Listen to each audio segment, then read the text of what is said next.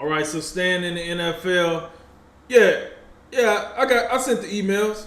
That oh my bad emails. Oh, we back to emails. So within the whole longevity of this investigation with the Washington football team, it seemed like we found the culprit, folks. We found who's been out here stirring the pot, who's been saying the wrong thing, whether that's racist or whether that's homophobic. I don't know. You're gonna do the research and listen to see what we got to say. So with that said, Jay, my question is simple as this: did the investigation find a scapegoat for it, or are we in for more and more and more? Some tells me we're in for a lot more. There's two people. There's one person, and then there's one group who probably after when this news broke are just like jumping up and down. Number one is Urban Meyer, because now Urban Meyer has somebody else. Hey, look at that dude. Talk about that dude. I know it don't appear I'm on the up and up, and my team can't win a football game right now, but at least I'm not the only one cutting up. And then you have the old football team, the ones that still don't have a birth certificate, still don't have a social security card, none of these basic documents, because they're just out here nameless. I just find it amusing that NFL's put all this into an investigation, and that Jon Gruden is the one that's fired, and I'm quite sure he didn't have anything to do with hostile work environment or sexual harassment, whatever you may be talking about when it comes to the old football team. So, but with all that being said, we got into this a little bit before this show. I think that, this is definitely something that the Raiders had to do. We just live, you know how it is. We live in a day and age where, you just can't be doing this. Like you can't be slurring everybody. And I just, whether it's saying Roger Goodell is gay or the equivalent of some of that. You got DeMaurice Smith and the lips and all that, and then you have what he says something anti-women. He says something against Michael Sam. All these different things. It's just too much. Like if it was as simple as he says something about DeMaurice Smith, I think this is something that we let go. But it's just like, my Lord, like you said what, and that, and this, oh my God, it just comes too much. And like the biggest thing, like for me about Jon Gruden is like, and we talked about it, a lot of this, some of this like amounts to if you just roll the cameras in locker rooms, day after day, week after week, who knows what you're gonna hear? I think people like it equates to like the line of work that we've been in, in the service. If people really knew what kind of things were discussed and what people said about somebody, like it'd be eye-opening, I think. What let's put it like this. Without having to even do the trivia, think about this. You remember that time Pittsburgh beat somebody in the playoffs and Antonio Brown had his phone on, and we heard Mike Tomlin saying some pretty unsavory things because he thought he was in the locker room, right? Or what about the time that when Ed Orgeron, 2019, when LSU beat Alabama, and Ed Orgeron had an assortment of things to say in the locker room, and we found out about that because somebody leaked it out. So, to your point, it's a lot of stuff that's said behind doors that is not necessarily right or wrong. Right. And then this is what you get, when it comes out in the public.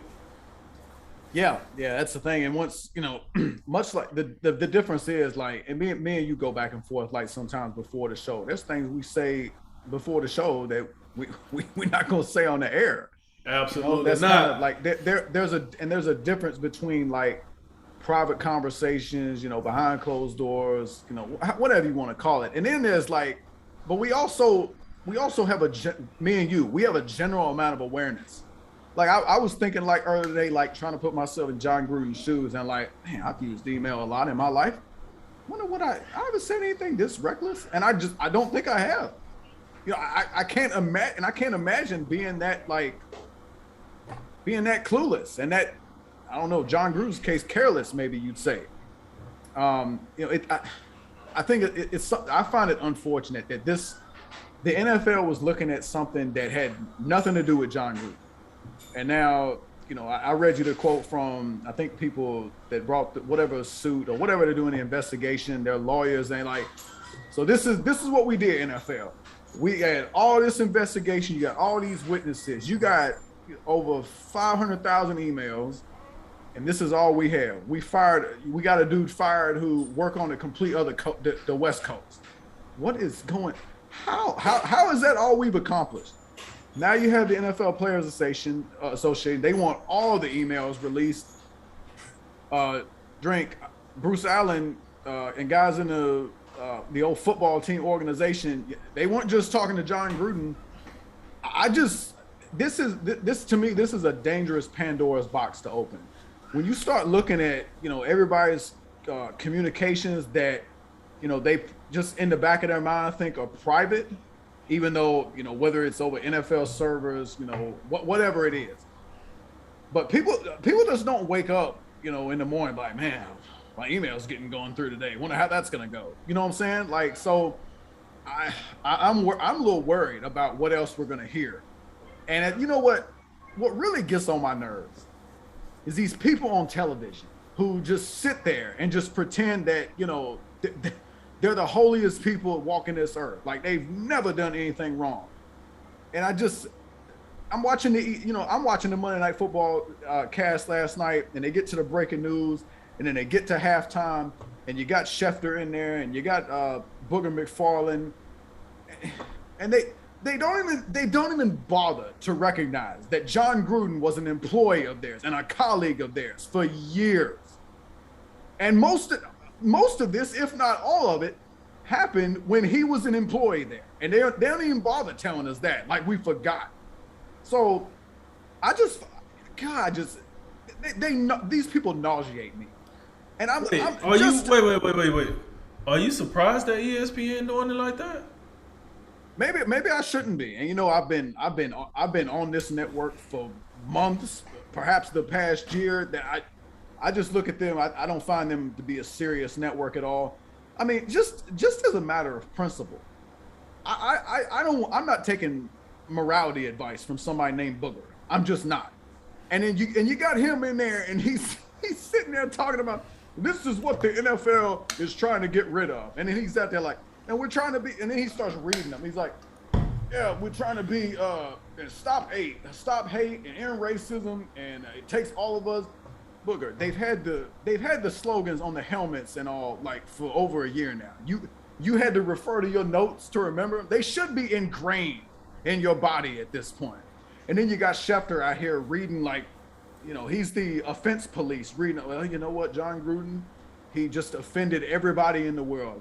He offended women. He offended the homosexuals. He offended Roger Goodell. Since when did Roger Goodell become a protected class to where you can't criticize him? And I got it. Jon Gruden's saying stuff that he ain't got no business saying. I get all that. But these people nauseate me to no degree. Now we got Keyshawn Johnson coming up like, I knew this dude was a fraud for the start. Well, where have you been? Like, I haven't heard from you. And I know people are looking back and saying, well, actually, he did say this, like, back when Tampa Bay. I'm like, I'm just not particularly interested in all these people. Like, yeah, I knew about him. Let me tell you this. I'm serious. Go back. Act like Keyshawn Johnson doesn't have anything in his past that we don't want to get into and dissect real quick beyond some emails. I mean, think about all the guys that the NFL has employed and paid a lot of money to, and they got some checkered past. The old joke, like, where Ray Lewis is out here like preaching like he's the pedestal of morality, and then you got the dude in the background, but Ray, you killed someone. Hey, shut up. You know what I'm talking about? These are the type of things I'm thinking about. Everyone just wants to take the moral high ground and just tell people how much better you are, when the reality is you're no better than nobody else. Jon Gruden is just the dude that got caught today. But to just sit here and act like you've never been, like Booger McFarland has never been in the locker room, and he's always said he's been the nicest person on this planet, and he's never said anything out the way in the locker room conversation. That's the biggest thing. I'm disappointed in Jon Gruden because he just has no awareness apparently, and he thinks he can just do whatever the hell he wants. But these ESPN people, God, they nauseate me to no end. They really do. So like they say, when it rains, it pours. So I'm not surprised that everybody want to come out the woodworks now. You know, the roaches, the rats, everybody want to come out and yeah. You remember that one time he said, yeah. Remember when we was at that bar and he said that one thing and yeah. Remember that one time we showed up, we shared a plane seat. You know, we was on the plane and you know he said something that was a little iffy. Now that I think about it, it does sound kind of racist. Like. We're gonna get a lot of that now. Like you said, the Keyshawn Johnsons of the world, Booger McFarland's, you know, the crew, the Monday Night Football crew. It's unfortunate because the reason you Monday Night Football people are even there is because of Jon Gruden. I mean, not to say in totality, but if Jon Gruden didn't go to be a head coach, he would still be doing that job, and you would not be doing that job. Let's keep it real. Jon Gruden, when he was in the booth, he was the man of what he was doing. So show some respect, I guess, to what my partner's saying. Listen, Jon Gruden, what he said was wrong. I'm not finna sit here and act like, hey man, this was nothing. This 2021. You gotta watch what you say. Even though these emails came from 2011, even though they came from an investigation that had nothing to do with Jon Gruden, the matter of the fact is this. You did it, John. You sent them. You said what you said. It is what it is. But to the point of what you made about what we do, we don't know. We can't sit here and talk about the ins and out of an NFL locker room. But you know what we can talk about? The ins and out of the military, the ins and out of the United States Marine Corps. And you know, I might not be a professional. I might not have been on the field, and I might not caught any balls or ran any pause. Anything of that magnitude, but let me tell you what I have done. I've been around some savages that have said everything under the sun.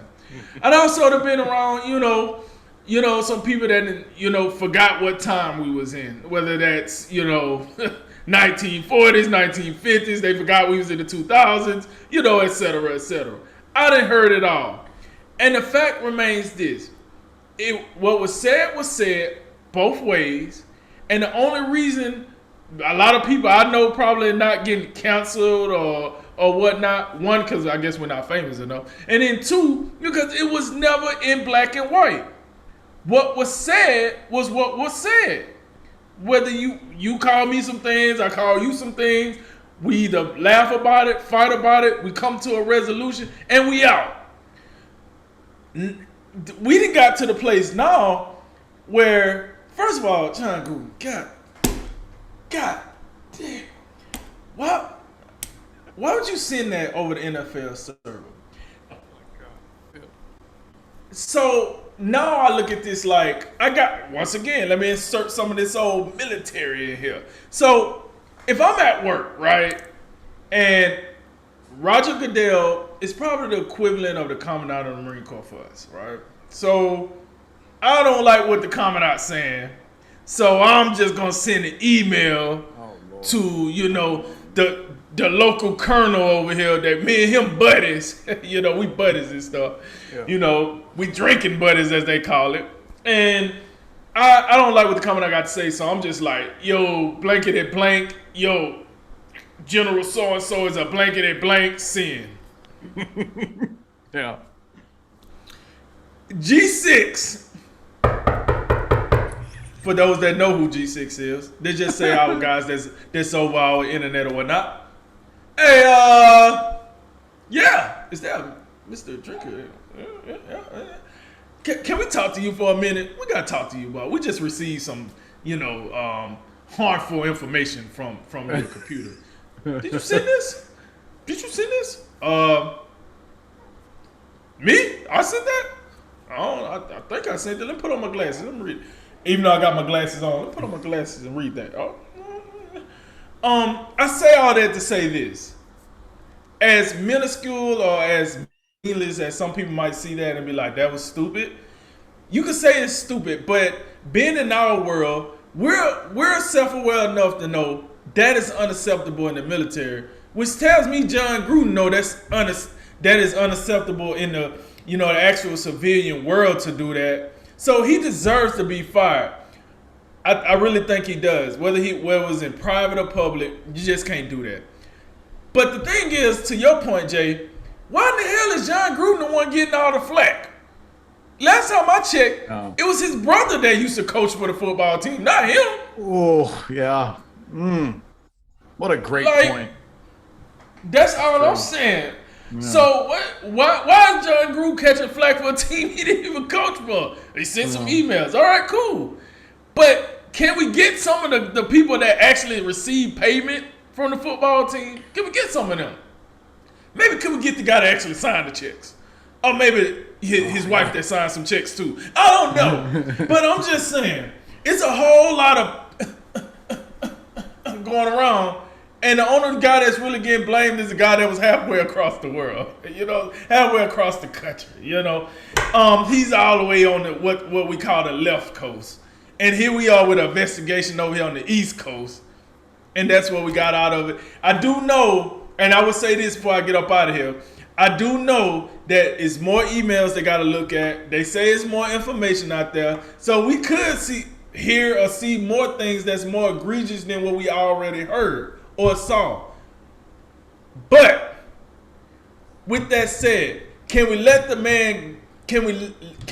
rest of the facts get laid out?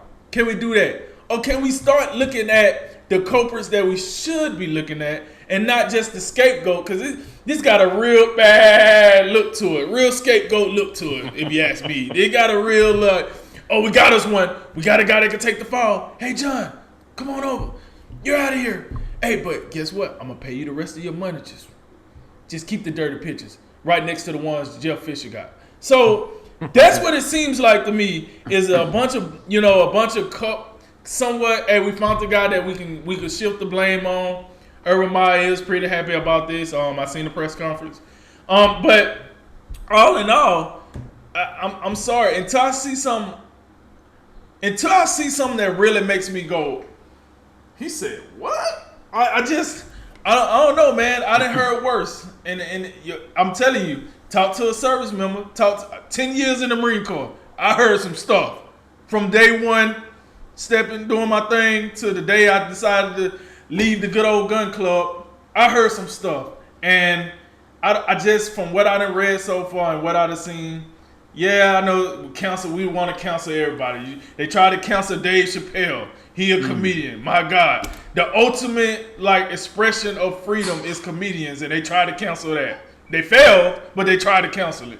So that lets you know, man, you just got to be smart about what you type, smart about what you write, say what you say, make sure you know who around, address, your surroundings, but at the end of the day, if you're gonna say inappropriate things, man, you're gonna pay the price, and that's what it looked like happened to Jon Gruden. I think the other thing I do want to point out is not only was Gruden an employee of ESPN, Gruden made Monday Night Football work. Like Jon Gruden was Monday Night Football for many, many years, and then you look around, and then he leaves to go coach the Raiders again, and Monday Night Football became a joke after that. Do you remember? Mm-hmm. You remember Jason Witten in there? God, I'm bringing up Jason Witten. He was awful. And then you got the Booger Mobile running up in there on the sideline, and then the poor only Joe Tessitore. You are right about that. Poor Joe Tessitore. And then you remember they got then they threw Booger in the booth when they realized Witten couldn't get it done, and then that unmasked how god awful Booger McFarland was. They just banish it. Like Booger McFarland is still a meme. Like you just find actually what? So he caught a touchdown. That means that he put 2 feet in the end zone and scored 6 points. Or just how the memes go on Booger, and he just got them sitting there like in the Booger Mobile, just like this is how it will happen. Like so, I just don't we have these discussions and we talk about people in their worst light. And I just want to draw attention to the fact that, for whatever you want to say about Jon Gruden, personally or whatever, or his conduct in this particular moment in time, the guy's still a Super Bowl champion head coach, and he's still, you talk about as a broadcaster and as, in essence, an entertainer. I mean, the guy was great, and I don't want to ignore that, even though he's going through this and he's being held accountable. And also, one more thing. You brought up the point about, I got to see something else that he said or whatever. Drink. That's what this comes down to in this point. It is almost worse for you to commit a thought crime or to say the wrong thing than, actually commit an act of violence. You know what I'm saying? Like, don't act like the NFL hasn't employed people who have done like ridiculously horrible things, or at least have been linked to some like egregious behavior. I mean, we don't know the extent of the Deshaun Watson stuff, but that stuff's still open. And I know he's not playing right now, but I mean, as well as I do, if there is a set of circumstances that some of this could be true, and I fully expect to see Deshaun Watson play again. The same way we're seeing Kareem Hunt play again. The same way we saw Greg Hardy play for so long, and we finally got rid of Greg Hardy. You know what I'm saying? So that's kind of what I'm getting at. But like, you can say the wrong thing or say something that just sends people into a frenzy, and in the end, I mean, I'd like to know, can we interview Roger Goodell and say, hey Roger, did whatever Jon Gruden said about you in this email, are you okay? Is everything okay? You feeling bad about yourself? No, I don't believe Roger Goodell could care less. You know what I'm saying? It goes back to the old saying, sticks and stones. Whatever happened to that? When did we just get so soft about everything? I'd like to know. And then the other point is this: I'd really like to know, not that I'm cheering for the Raiders to be successful in anything, but I'd really like to know, do the Raiders do this if they're 5-0? I don't know. I think we may have a little bit different of a conversation.